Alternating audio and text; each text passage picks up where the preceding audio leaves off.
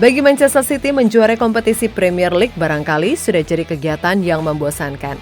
Sebab sejak menjelma jadi klub kaya raya, The Citizen mampu merubah peta kekuatan dan jadi tim yang begitu dikdaya di Liga Inggris. Nah, melihat situasi yang ada, rasa-rasanya wajar kalau IPL ini layak disebut sebagai Liga Tani versi Manchester City. Namun itu kalau di Liga Inggris, bagaimana kalau di Liga Champion? Tentu saja di kompetisi elit benua biru tersebut, City masih terhitung anak kemarin sore yang belum tahu rasanya juara. Yap, trofi Liga Champion masih jadi resolusi terbesar yang sampai saat ini belum bisa diwujudkan oleh City. Dan tahun ini barangkali jadi tahunnya klub yang bermarkas di Etihad Stadium tersebut untuk bisa mewujudkannya. Lantas, apa yang jadi garansi kalau musim ini memang jadi musim yang sangat pas bagi City untuk bisa mengangkat si kuping besar?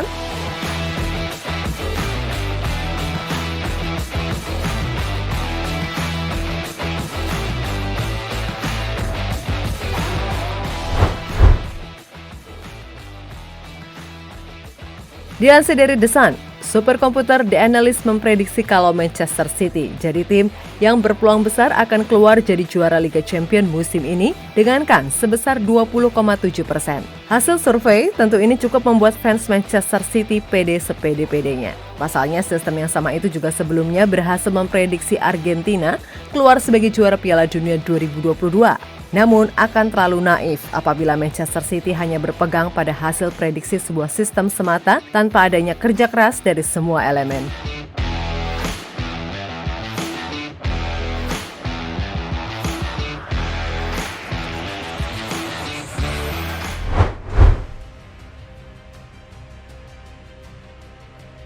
Yap, selain mungkin sudah jenuh akan trofi kompetisi domestik, Manchester City sepertinya juga sudah lelah selalu menelan kegagalan di Liga Champions setiap tahunnya. Sebagai tim dengan dana tak terbatas, Manchester City sejatinya sudah melakukan segala cara. Mulai dari menghabiskan triliun rupiah untuk memperkuat materi pemain hingga menunjuk pelatih-pelatih top, macam Roberto Mancini sampai Pep Guardiola yang sudah pernah menjuarai Liga Champions bersama Barcelona.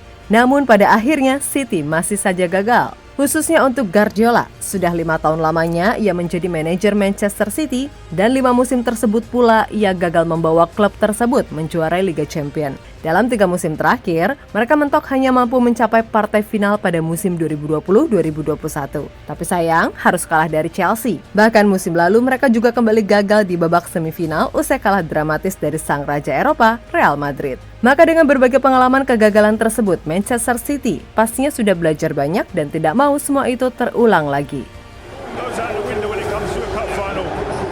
This man here and his team have been fantastic this season, but you get into the final when it's about who.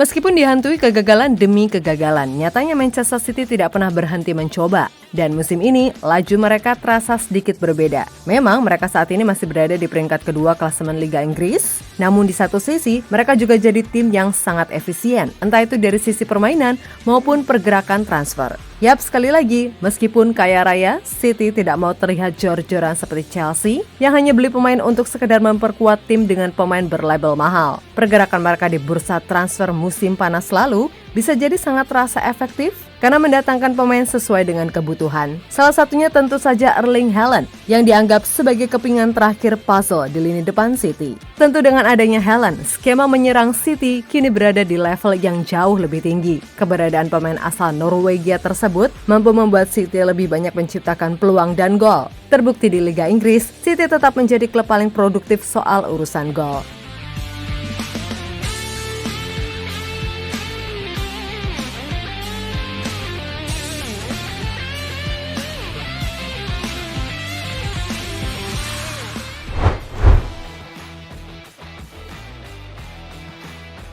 Meskipun kini Haaland jadi tumpuan utama, namun Manchester City bukan cuma soal dirinya, di mana pemain lain pun menunjukkan peningkatan yang signifikan seiring dengan kedatangannya. Sebut saja Kevin De Bruyne, performa gelandang asal Belgia tersebut memang sudah luar biasa. Tapi dengan adanya Haaland, ia mampu memaksimalkan segala potensi yang dimiliki oleh De Bruyne. Musim ini, pemain 31 tahun tersebut sudah membuat total 25 assist di semua kompetisi, dan bisa dibilang 50%-nya ia berikan untuk Haaland. Selain De Bruyne, ada juga Jack Grealish. Pemain yang sempat dianggap pemain mahal yang gagal itu pun musim ini mampu tampil luar biasa hampir di setiap pertandingan. Pergerakan serta etos kerjanya benar-benar meningkat dan bisa sangat efektif dalam menopang ketajaman Haaland di lini depan.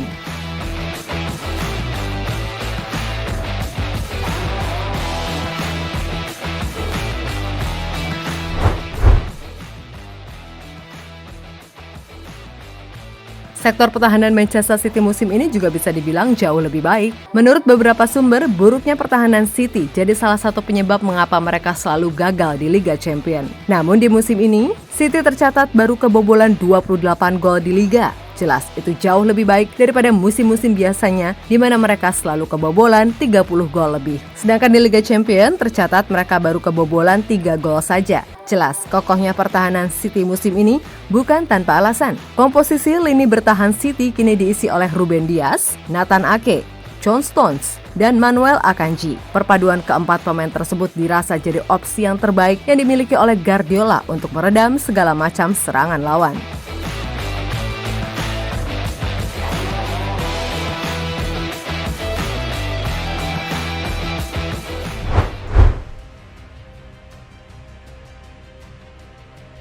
Setelah bertahun-tahun Guardiola selalu bermain dengan sistem 4-3-3. Namun belakangan, pelatih asal Spanyol tersebut pun pakem bermain dengan skema 3-4-2-1, di mana yang paling mencolok adalah keberadaan 4 defender sekaligus. 3 pemain bertahan yang diisi oleh Nathan Ake di kiri, Ruben Dias di tengah, dan Akanji di kanan, mampu jadi tembok kokoh yang mengawal sang kiper Ederson. Kemudian keberadaan John Stones yang menempati double pivot bersama Rodri jadi sisi unik dalam sistem ini. Pasalnya saat transisi menyerang, Stones bisa berperan layaknya seorang DMF. Akan tetapi saat bertahan, ia mampu turun dan seketika City seolah-olah bermain dengan 4 bek belakang.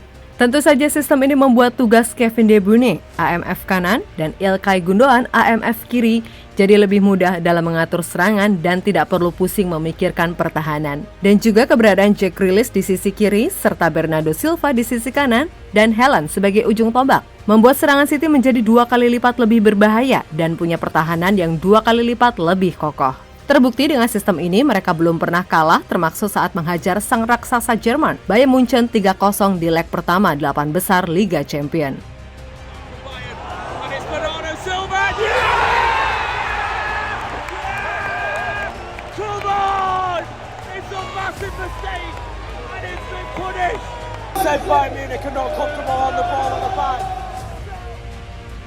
Stones knocks it down.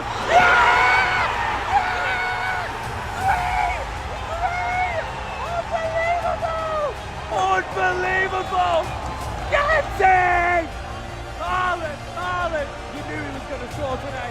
You knew it. Dengan segala hal yang ada, tentu kini permasalahannya tinggal satu, yaitu DNA Liga Champions. Harus diakui dalam kompetisi ini, DNA UCL masih sangat diperlukan dan City sejauh ini masih belum membuktikan hal tersebut. Maka bila nantinya mereka berhasil mengalahkan Munchen dan mungkin Madrid di babak selanjutnya, kendati tentu saja berat, maka inilah saatnya bagi Manchester City untuk juara dan mewujudkan impian yang selama ini tertunda.